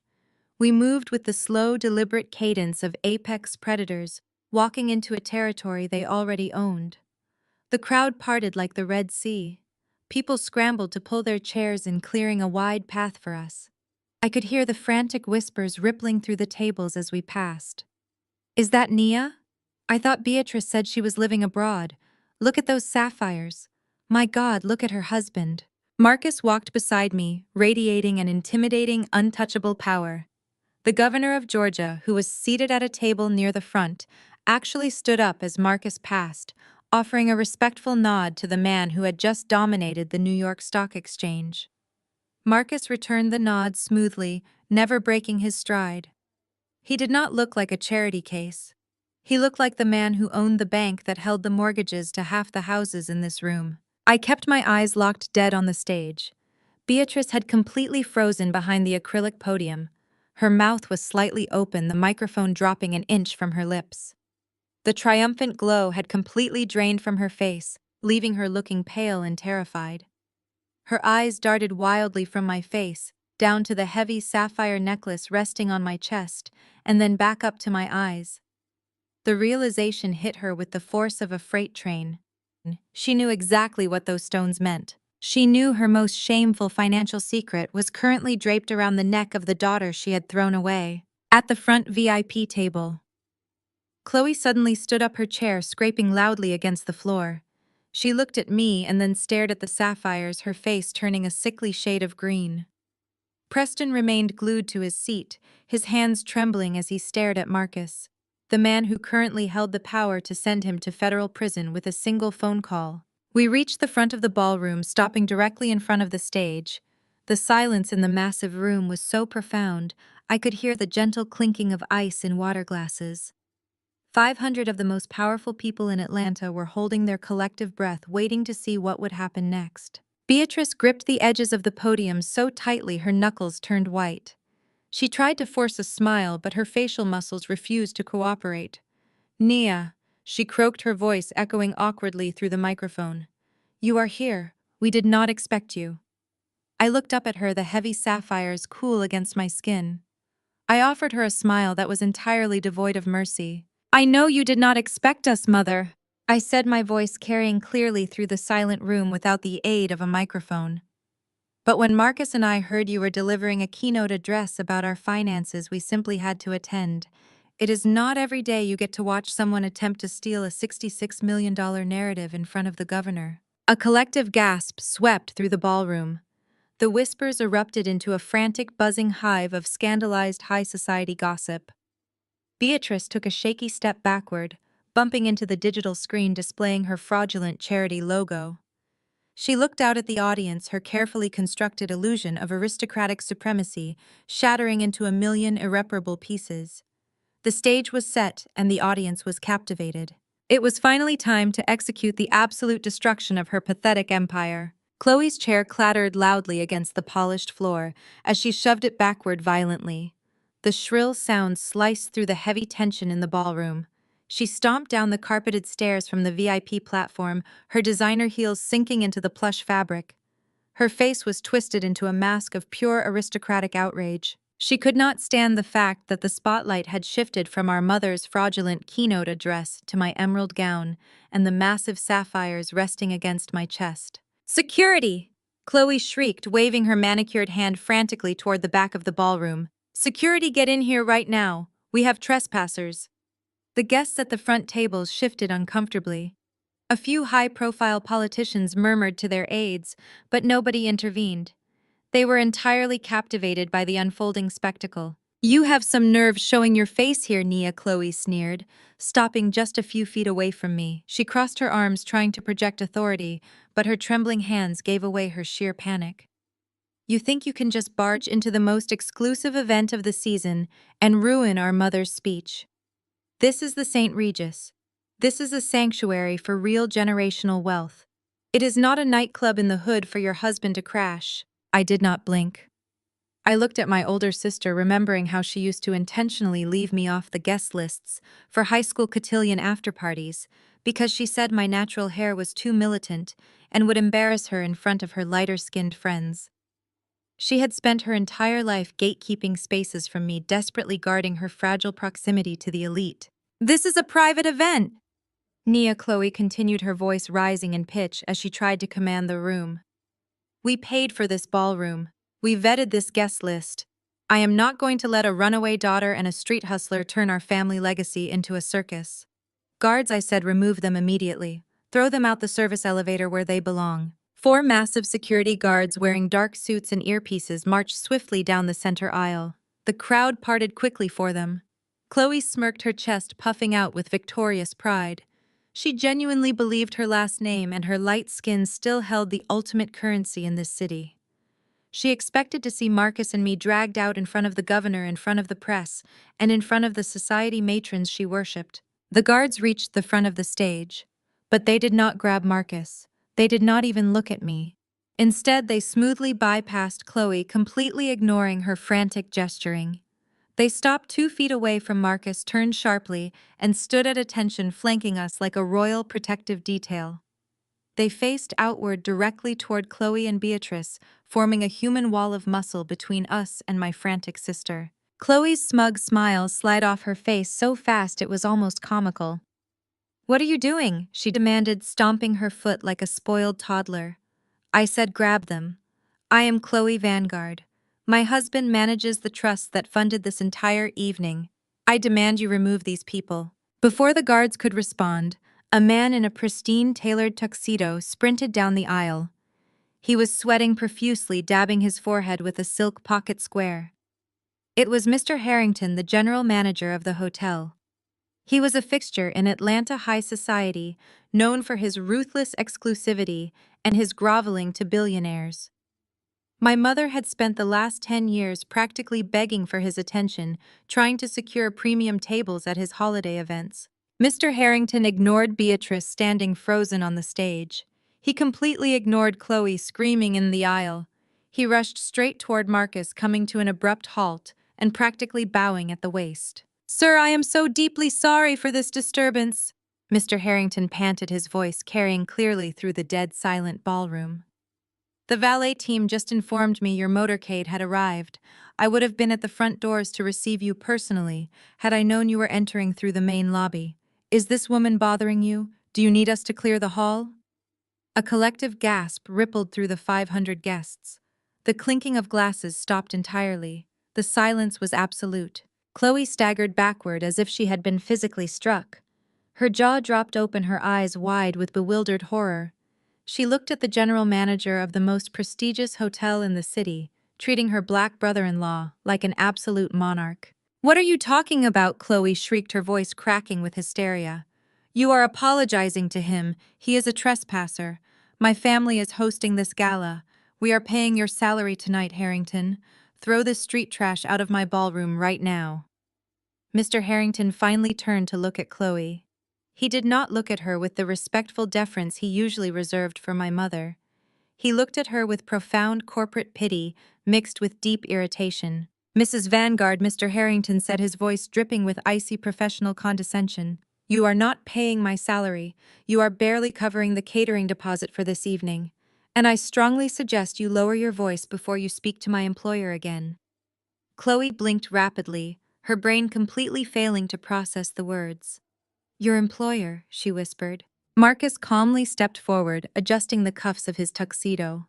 He looked around the opulent ballroom, taking in the crystal chandeliers, the massive floral arrangements, and the 500 stunned faces watching his every move. "I apologize for the confusion," Chloe Marcus said, his deep voice resonating effortlessly, carrying an authority that required no shouting. "I really should have sent a family memo this morning. You see, my holding company finalized the acquisition of this entire hospitality group last Thursday. We bought the brand, the building, the land beneath it, and every single silk tablecloth in this room." He took a slow, deliberate step toward my sister, forcing her to physically retreat. "You are not hosting a gala at the St. Regis tonight, Chloe." Marcus continued, his tone dropping to a lethal quiet that forced the entire room to lean in to listen. "You are renting temporary space in my living room. And as the legal owner of this property, I am currently evaluating whether you have violated the conduct clause of your event contract." The ballroom erupted into a frenzy of shocked whispers. Camera flashes began popping from the press tables in the back. The power dynamic of the entire city shifted in a matter of seconds.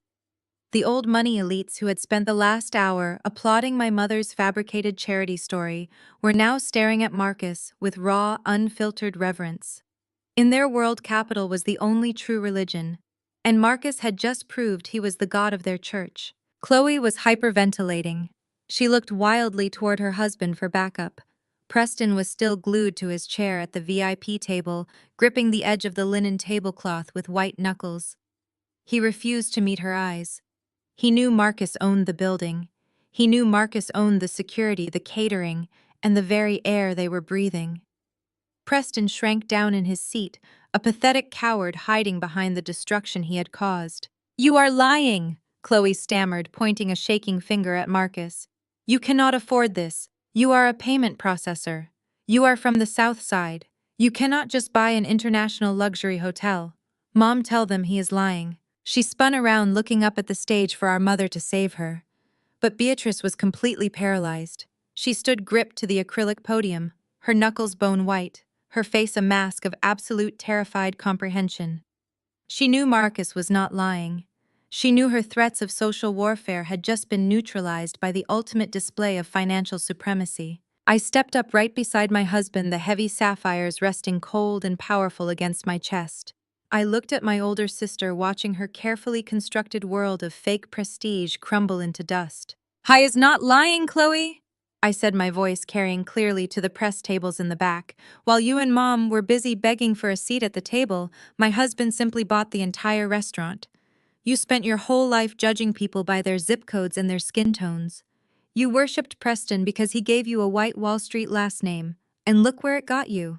Your husband is currently sweating through his tuxedo because he knows federal agents are waiting for him outside, and you are standing in a ballroom owned by the very black man you called street trash." The guests at the surrounding tables gasped again. Several wealthy matrons physically leaned away from the VIP table where Preston sat, suddenly wanting to put as much distance as possible between themselves and a man about to be arrested for federal wire fraud. "This is impossible." Chloe sobbed, her pristine makeup running down her face as tears of sheer humiliation spilled over her cheeks. "You cannot do this to us, Nia. We are your family. We are institutions in this city." "I did not do this to you, Chloe," I replied coldly. "You did this to yourselves when you decided that covering up Preston's embezzlement was more important than basic human decency. You walked into my penthouse and threatened to destroy Marcus. Did you honestly believe we would just sit back and let you dictate the terms of our survival?" Mr. Harrington stepped forward, offering a subtle bow to Marcus. "Sir, shall I have security escort Mrs. Vanguard off the premises? She is creating a public disturbance." Marcus looked at Chloe, observing her pathetic weeping form. He then looked past her up to the stage where Beatrice was still frozen behind the podium. "No, Harrington," Marcus said, his voice smooth and terrifyingly calm. "Let her stay. Let them all stay." My mother-in-law was just about to deliver a highly anticipated keynote address about her philanthropic finances. It would be a tragedy to interrupt her presentation right before the climax. Marcus turned his gaze directly to Beatrice. The spotlight illuminated the sheer terror in her eyes. "Go ahead, Beatrice," Marcus commanded, gesturing toward the microphone. "Tell the governor, tell the press, tell all your prestigious friends exactly how you funded this gala. We are all dying to hear the real numbers." Beatrice stood paralyzed behind the acrylic podium. The silence in the grand ballroom was absolute and suffocating. 500 pairs of eyes were fixed on her, waiting for a response that she simply did not possess. I did not wait for her to find her voice. I released Marcus' hand and walked up the short carpeted steps to the stage. My emerald gown trailed behind me, catching the spotlight. I reached the podium. Beatrice tried to grip the microphone, but her fingers were trembling so violently she had no strength left. I easily pried the microphone from her cold hand. She looked at me with eyes completely hollowed out by terror. I turned to face the sea of billionaires, politicians, and elite socialites. "My mother is suddenly feeling a bit camera shy," I said, my voice projecting crisp and clear through the state-of-the-art sound system. "Allow me to assist her with her presentation." I pulled my phone from my clutch and tapped a single command. The massive digital screen behind us flickered. The elegant gold logo of the Beatrice Heritage Trust vanished instantly. In its place, a glaring financial spreadsheet materialized, spanning 20 feet across the stage. It was highlighted in bright, angry red. "What you are looking at is the actual internal ledger for the family foundation," I announced, pacing slowly across the stage, owning every inch of the space. "The same foundation you have all generously donated to for the past 10 years. My mother just told you she used these funds to lift my husband out of poverty.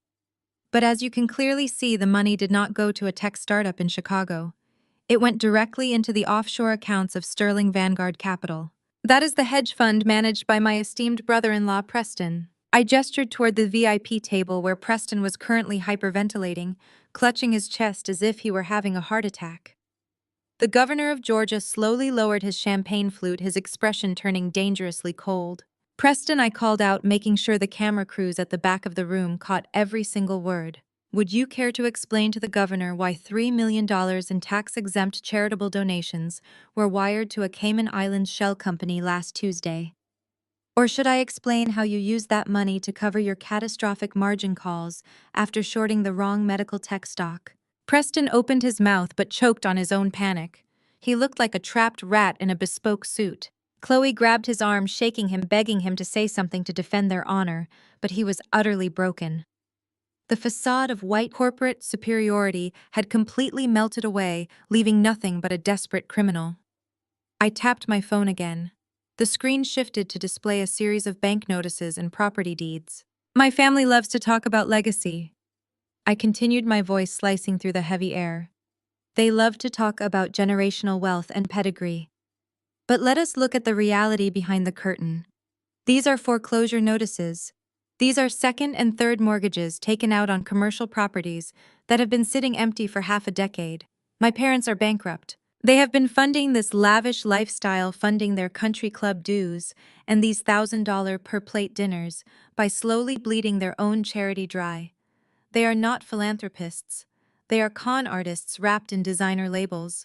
A society matron in the front row actually gasped, clutching her pearls. Whispers erupted across the room, spreading like a wildfire. This was not just a family squabble anymore. This was a massive federal financial crime unfolding live in front of the very people they had defrauded. Beatrice lunged forward desperately, trying to grab the microphone back. Lies, she screamed, her voice cracking harshly without the amplification. She is doctoring those documents. She is a bitter, jealous child trying to destroy our good name because we did not approve of her marriage. I easily stepped out of her reach, keeping my composure perfectly intact. Mom, the federal agents waiting outside the hotel lobby right now do not deal in lies. I called the Securities and Exchange Commission 2 hours ago from my penthouse. They verified these exact routing numbers while you were getting your makeup done. The moment I said the word federal, the room reacted violently. Several prominent investors at the front tables immediately stood up, throwing their linen napkins onto their plates. Nobody wanted to be caught in the crossfire of an SEC raid or associated with a fraudulent charity. The people who had worshipped my mother an hour ago, who had kissed her cheek and praised her elegance, were now looking at her with absolute unfiltered disgust. To them, she was no longer a matriarch. She was social poison. Chloe finally snapped. She abandoned Preston at the table and rushed toward the stage, her face a twisted mess of running mascara and raw panic. She scrambled up the steps, tripping over her expensive dress. "Nia, please." Chloe sobbed, completely forgetting her arrogant persona from the foyer. "Please do not do this. You are going to send Preston to prison. You are going to leave me with absolutely nothing. We are your family. You cannot destroy us like this." I looked down at my older sister, the woman who had spent 33 years treating me like a second-class citizen because my skin was darker and my husband was from the wrong side of the tracks. The woman who had threatened to leak a sealed police report just to ruin a black man to save her white husband. "You left yourself with nothing." "Chloe," I said, my voice dropping to a deadly calm, register that silenced her sobs. "You sold your soul for a man with a fancy job title because you thought his proximity to whiteness made you better than the rest of us. You let him steal from your own community to fund your fake Instagram life. You do not get to play the victim now that the bill is finally due." Marcus walked up the steps, joining me on the stage. He did not look gloating or overly aggressive. He looked like a king surveying a conquered territory. He wrapped his arm around my waist, standing shoulder to shoulder with me, facing the very society that had previously rejected him. "The St. Regis is officially closing this event," Marcus announced, his voice booming through the hall, carrying an unquestionable authority. "I have instructed the valet team to bring your cars around. Please enjoy the rest of your evening safely. But the Vanguard family and the organizers of this charity will need to remain seated. The authorities would like to have a word with you before you leave my property." Total chaos ensued. The elite guests scrambled for the exits, eager to distance themselves from the radioactive fallout. Women in ball gowns and men in tuxedos practically shoved each other out of the way to get out of the grand ballroom. Beatrice stood frozen on the stage, watching her entire empire, her carefully cultivated reputation, her so-called legacy, disintegrate into dust right before her eyes. The old money society she had worshipped her entire life was physically turning their backs on her. They were walking out the doors muttering about fraud and disgrace, completely ignoring her desperate, frantic pleas for them to stay and listen to her side of the story. She reached out her hand toward a passing politician she had known for 20 years, but he actively swatted her hand away and kept walking. She turned to look at me, her face a portrait of absolute devastation. "You took everything," Beatrice whispered, her voice hollow and defeated. I looked right back at her, feeling the weight of the sapphires against my chest. "No, Mom," I replied smoothly. "I just turned on the lights. You took everything from yourself the moment you decided a bank account mattered more than your own daughter." Beatrice stared at me, her chest heaving as the last of the elite guests vanished through the mahogany doors. The grand ballroom was entirely deserted, save for the overturned chairs, the discarded linen napkins, and the half-empty champagne flutes left behind in the chaotic exodus. The silence in the massive room was deafening, broken only by the ragged, frantic breathing of my older sister and her criminal husband. Beatrice was completely stripped of her audience. The prominent politicians, the old money matriarchs, the corporate titans, they had all abandoned her, treating her like a contagious disease. Yet a woman whose entire existence is forged in the fires of classism and supreme arrogance does not surrender simply because she has been exposed. When the truth backs her into a corner, she retreats to her final fortress. She suddenly stood up straighter, forcing her trembling hands to release their death grip on the acrylic podium. She smoothed down the front of her custom-beaded gown, jutting her chin into the air in a desperate, pathetic attempt to summon the aristocratic authority she had just lost. "You think this breaks me?" Beatrice spat, her voice echoing sharply against the crystal chandeliers. "You think a few red numbers on a digital screen and a herd of fleeing cowards changes who I am? You think you can completely erase my identity just because you bought a hotel and threw a temper tantrum on a stage?" I did not respond. I simply watched her, allowing her to dig her own grave deeper. Marcus stood solidly beside me, a silent, looming force of absolute power, casually adjusting his cuffs, as if we were watching a mildly entertaining theatrical performance. "I am Beatrice Vanguard," she declared, her voice rising to a shrill, desperate pitch. "I am a fourth-generation legacy. I sit at the absolute pinnacle of Atlanta society. You can flash your new money all you want, Nia, but you can never buy what I have. You can never buy history. You can never buy class. And you can certainly never buy the Vanguard estate in Buckhead." Chloe, who had been weeping silently near the steps of the stage, suddenly looked up. A tiny flicker of desperate hope ignited in her tear-stained eyes. She latched onto our mother's words like a drowning woman clinging to a life raft. "That is right," Chloe sniffled, wiping her ruined makeup with the back of her trembling hand. "We still have the estate. $15 million of prime real estate sitting on 2 acres of private gated land. You cannot touch us there, Nia. That house is a fortress. It is the physical embodiment of our family legacy. You and your street hustler husband could never even secure a viewing in a neighborhood like that, let alone own property there." Beatrice nodded vigorously, her toxic confidence rushing back as she leaned into her eldest daughter's vicious delusion. "The house is untouchable," Beatrice sneered, pointing a perfectly manicured finger at Marcus. "My grandfather laid the foundation for that property. We host the mayor there. We host the senators there. It is a monument to Black excellence that a man like you could never comprehend. You can humiliate me in this ballroom, but tonight I am going back to a $15 million mansion that bears my family name.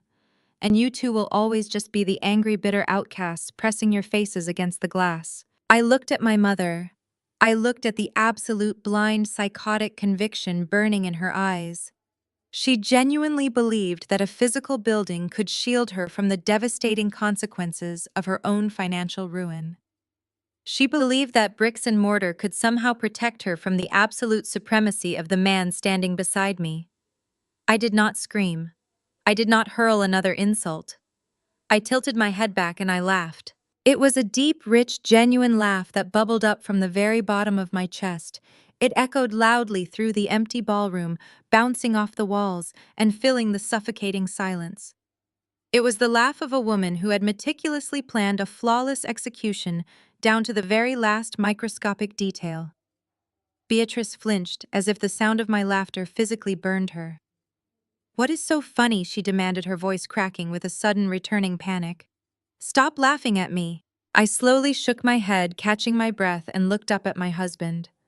Marcus was smiling too, that same slow, dangerous, predatory smile that meant the trap had officially snapped shut. "You want to handle this one, baby?" I asked, my voice smooth as silk. "Or should I?" Marcus stepped forward. He did not raise his voice. He did not mock her. He simply reached into the inner breast pocket of his tailored Tom Ford tuxedo jacket. "It is absolutely fascinating how poorly you understand the mechanics of leverage," Beatrice Marcus said, his deep voice carrying a lethal clinical precision. "You talk about your $15 million fortress as if it is a monument to your legacy. But in the world of institutional finance, a house is just an asset. And assets are subject to the brutal reality of liquidity." He pulled a thick, folded legal document from his pocket. The crisp, heavy paper made a sharp rustling sound as he slowly unfolded it. "You see," Beatrice Marcus continued, holding the document casually in his right hand, "you made a critical error when you decided to start treating your home like an ATM machine. When the charity funds were no longer enough to cover the massive catastrophic losses Preston was generating on Wall Street, you panicked. You needed fast cash to keep paying those exorbitant country club dues, to keep hosting those $1,000 per plate dinners, and to keep up the pristine illusion of your high society life." Beatrice stopped breathing. The color drained from her face, leaving her skin a sickening shade of gray. She stared at the folded paper in Marcus' hand, her eyes wide with an unspeakable, terrifying realization. "You took out a second mortgage 3 years ago," Marcus stated, reading the facts with ruthless accuracy. "And then, when Preston margin calls hit a critical threshold last year, you quietly took out a third mortgage, leveraging every single drop of equity left in that property. You bet your entire family legacy on a failing stock portfolio. And exactly 90 days ago, you defaulted on both of those loans." "Lies," Beatrice gasped, clutching her chest. "The bank gave us an extension. Preston assured me he had negotiated a grace period." "Preston did not negotiate anything," Marcus shot back, his voice slicing through her denial like a scalpel. "Preston hid in his office while the bank classified your debt as distressed. And when a major financial institution is holding distressed debt on a high-value residential property, they do not wait around for a miracle. They bundle that debt, and they sell it to the highest bidder on the private equity market." Chloe let out a strangled, horrific wail. She turned to look at Preston, who was still frozen at the VIP table. "Preston, tell me he is making this up," Chloe screamed, her voice tearing through the silent room. "Tell me we did not lose the house. Preston." Preston slowly lowered his head, burying his face in his shaking hands. He could not even look at his wife. He had known. He had known for months that they were living on borrowed time in a house they no longer owned. "The bank sold your distressed mortgages last week," Marcus explained, stepping directly in front of the podium and looking Beatrice dead in the eye. "They sold them to a highly aggressive private asset management firm. A firm that immediately initiated full foreclosure proceedings, waived the grace period, and legally acquired the deed to the property this morning." Beatrice was shaking violently now, her knees buckling slightly beneath her custom-beaded gown. "Who?" she whispered, her voice completely devoid of air. "Who bought the debt?" Marcus calmly held out the legal document, offering it to her. She reached out with a trembling hand, snatching the paper as if it were a venomous snake. Her eyes scanned the bold black ink at the top of the page. "The firm is called N&M Holdings," Marcus said, a cold, victorious smile spreading across his face. "It stands for Nia and Marcus." Beatrice dropped the paper. It fluttered to the stage floor, landing right next to her designer heels. She stared at us, her mind completely breaking under the sheer crushing weight of her defeat. We did not just expose her fraud. We had literally bought the roof over her head. We owned her sanctuary. We owned her legacy. "We are your creditors, Mother," I said, stepping up beside Marcus and looking down at the broken woman who had spent my entire life making me feel small. "We own the dirt you walk on. We own the walls of that $15 million monument to Black excellence. You thought you were untouchable because you had a zip code in Buckhead. But you forgot that the street hustler you despised is the one who writes the checks to the banks that own your life." Chloe dropped to her knees on the carpeted stairs, sobbing uncontrollably. The reality of her situation was absolute. She had no money. She had a husband facing federal prison. And now she had absolutely nowhere to live. "You cannot do this," Beatrice pleaded, her voice breaking into a pathetic, desperate whine. "You cannot take my home, Nia. It is the family estate. Where will we go? You are my daughter. You cannot put your own mother on the street." I looked at her perfectly manicured hands, her expensive jewelry, and the fake tears pooling in her eyes. I felt no guilt. I felt no hesitation. I only felt the profound, satisfying closure of a 30-year war. "You stopped being my mother the night you told me my husband was too dark and too poor to sit at your dining table," I replied, my voice absolutely devoid of any mercy. "You made your choices. You chose Preston. You chose your social status. You chose your vicious, shallow pride. And now the bill is due." Marcus checked the sleek diamond watch on his wrist. The gesture was casual, but it carried the weight of a judge dropping a gavel. "The eviction notice has already been legally served to the property," Marcus announced, his voice echoing with absolute finality. "The locks will be changed, and the private security team will secure the perimeter promptly in the morning. You have exactly until 8 o'clock tomorrow morning to pack your bags and vacate my property, Mother. I suggest you hurry. Traffic on the way back to Buckhead is going to be terrible." Beatrice let out a sound that was half gasp and half sob.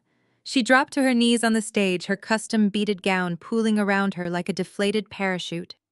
But before she could formulate another pathetic excuse, the heavy silence of the ballroom was shattered by the sound of frantic scrambling.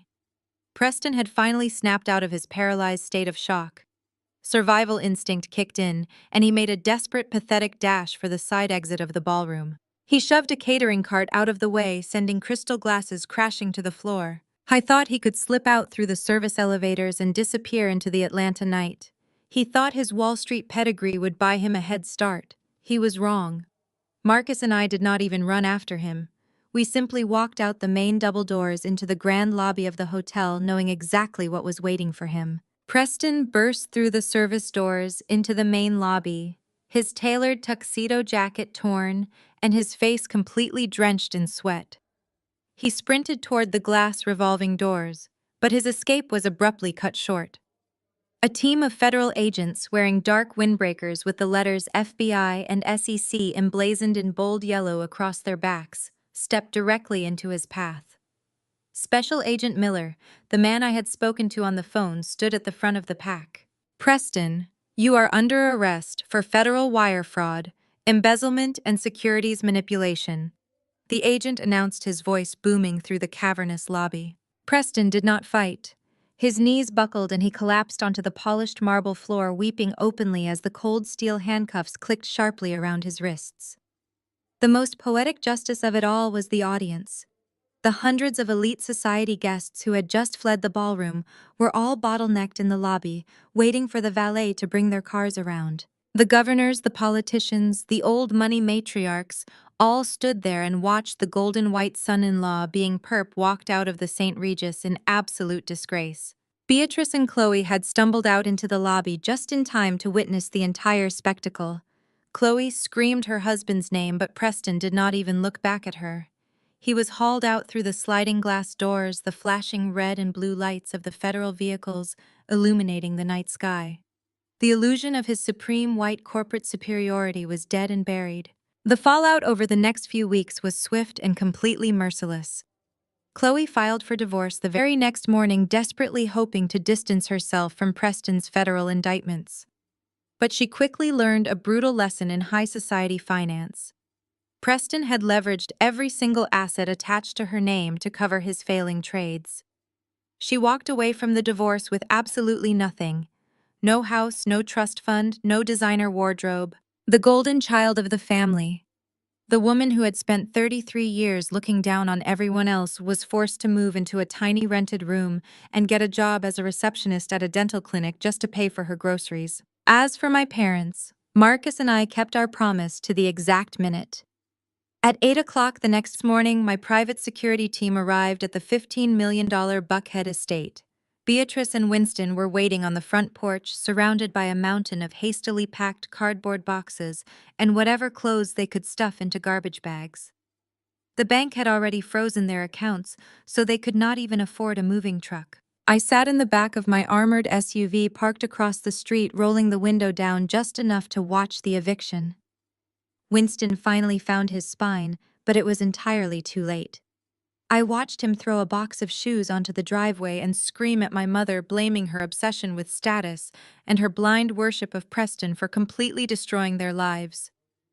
Beatrice did not scream back.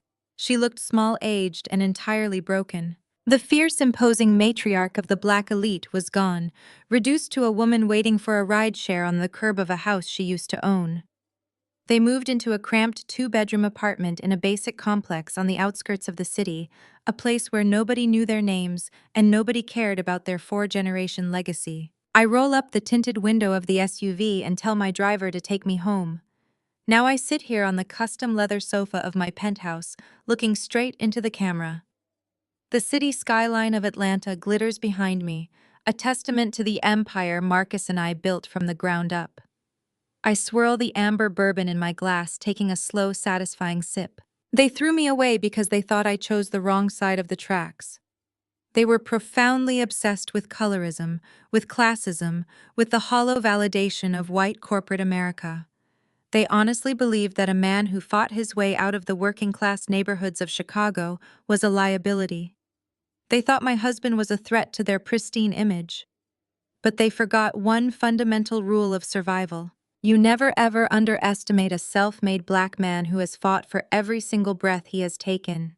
And you certainly never cross the woman who stood in the trenches and built the empire right alongside him. I did not destroy my family. I simply handed them the exact consequences of their own toxic choices.